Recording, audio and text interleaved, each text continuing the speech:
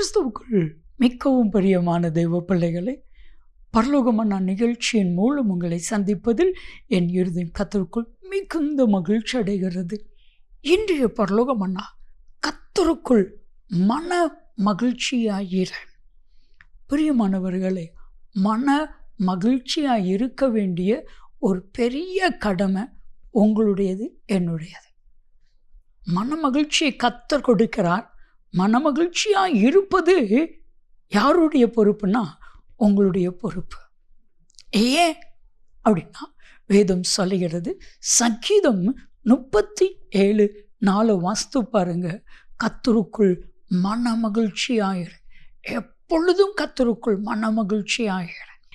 ஏன் மன மகிழ்ச்சியாக இருக்கணும்னா, மன மகிழ்ச்சி முக மலர்ச்சியை தரும். முறிந்த ஆவியோ எலும்புகளை உலர பண்ணும். நீங்கள் எப்பொழுதும் மன மகிழ்ச்சியாக இருங்க, உங்கள் முகம் மலர்ச்சியாக இருக்கும். என் அன்பு தெய்வ பிள்ளைகளே, இன்னைக்கு அகத்தின் அழகு முகத்தில் தெரியும். அப்போ நம்முடைய இருதயம் வேதனையோடு, கவலையோடு, துக்கத்தோடு, மகிழ்ச்சி இல்லாமல் இருந்துச்சுன்னா நம்மளுடைய முகமும் துக்கத்தோடு இருக்கும். ஆனால் ஆண்டவர் சொல்கிறார், மன மகிழ்ச்சி ஔஷதம். மன மகிழ்ச்சி ஔஷதம். முறிந்த ஆவியோ எலும்புகளை உலர்ந்து போக பண்ணும்.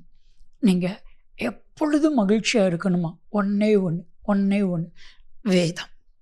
வேதம். சங்கீதம் 119:92 உம்முடைய வேதம் என் மன மகிழ்ச்சியாக இராதிருந்தால் என் துக்கத்தில் அழிந்து போயிருப்பேன். இன்னைக்கு நிறைய பேர் துக்கத்தில் அழிஞ்சிக்கிட்டு இருக்கிறாங்க. அவங்களுக்கு தேவையான ஒரு காரியம் பைபிள். இந்த பைபிளில் மன மகிழ்ச்சி இருக்குது. அழகாக சொல்கிறாரு, உம்முடைய வேதம் என் மன மகிழ்ச்சியாக இராதிருந்தால் என் துக்கத்தில் அழிந்திருப்பேன். நீங்கள் துக்கப்படுறதெல்லாம் விட்டுட்டு உங்களுக்கு நேரம் கிடைக்கும் பொழுதெல்லாம் மன மகிழ்ச்சியோடு வேதத்தை வாசிங்க, வேதத்தை படிங்க. சங்கீதம் 119:70 வாஸ்து பாருங்க. சங்கீதம் 119:77 வாஸ்து பாருங்க. என்னுடைய மன மகிழ்ச்சி உடைய வேதம். வேதமே என்னுடைய மகிழ்ச்சி. என் அன்பு தெய்வ பிள்ளைகள், இன்னைக்கு உங்கள் மனதினுடைய துக்கம் உங்களுடைய ஆவியை முறிந்து போக பண்ணும். உங்களுடைய மனதினுடைய துக்கம். நம்ம எப்பொழுதும் கர்த்தருக்குள்ள மன மகிழ்ச்சியாக இருக்கணும்னு ஆண்டவர் விரும்புகிறார். ஒரு கூட்டத்தில் கர்த்தருடைய தீர்க்க தரிசனமான வார்த்தை கடந்து வந்தது. இங்கே ஒரு சகோதரி மிகுந்த வேதனையோடு, எப்பொழுதும் புலம்பலோடு, எப்பொழுதும் வேதனையோடு இருக்கிறார். ஆண்டவர் அதை விரும்பவில்லை.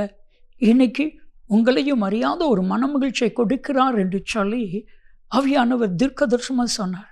கூட்டம் முடிஞ்சு அந்த சகோதரி அப்படி நேராக வந்தாங்க. ஐயா, எல்லா காரியத்திலும் என் மனம் வேதனைப்படுகிறது. நெகட்டிவ் தாட், தப்பான எண்ணங்கள் என்னை வேதனைப்படுத்துகிறது. இப்போ அதிலிருந்து கர்த்தர் விடுதலை கொடுத்திருக்கிறார். ஐயா, நான் மன மகிழ்ச்சியோடு நான் வீட்டுக்கு போகிறேன். ஐயா, நான் வரும்பொழுது மன துக்கத்தோடு போகும் பொழுது மன மகிழ்ச்சியோடு நான் போகிறேன் ஐயா அப்படின்னு சொன்னாங்க. ஒரு வருஷத்துக்கு அப்புறம் ஒரு ஹோட்டலில் அவங்கள சந்திக்கிறதுக்கு கர்த்தர் உதவி செய்தா. சொன்னாங்க, இப்போ நான் கர்த்தருக்குள்ள மன மகிழ்ச்சியாக இருக்கிறேங்க ஐயா. எல்லாரும் என்னை பார்த்து நீ மாறிட்டன்னு என்ன பார்த்து சொல்கிறாங்க. என் கூட இருக்கிற எல்லாருமே என் நிமித்தமாக சந்தோஷமாக இருக்கிறாங்க. நீங்கள் மன மகிழ்ச்சியாக இருந்தீங்கன்னா உங்களை சார்ந்திருக்கிற எல்லாரும் மன மகிழ்ச்சியாக இருப்பாங்க. கர்த்தருக்குள்ள மன மகிழ்ச்சியாக இருங்க. ஜெபிக்கலாமா? அன்பின் பரலோக பிதாவே, ஒரு மன மகிழ்ச்சியை நீர் கொடுப்பீராக. மன மகிழ்ச்சி முக மலர்ச்சியை கொண்டு வரும். அப்படியே செய்தர். இயேசு கிறிஸ்துவின் நாமத்தில் ஜெபிக்கிறோம் ஜீவனுள்ள பிதாவே, ஆமென், ஆமென். மன மகிழ்ச்சி முக மலர்ச்சியை கொண்டு வரும். நன்மையும் கிருபையும் ஆசீர்வாதங்களும் நிச்சயமாக உங்களை தொடரும்.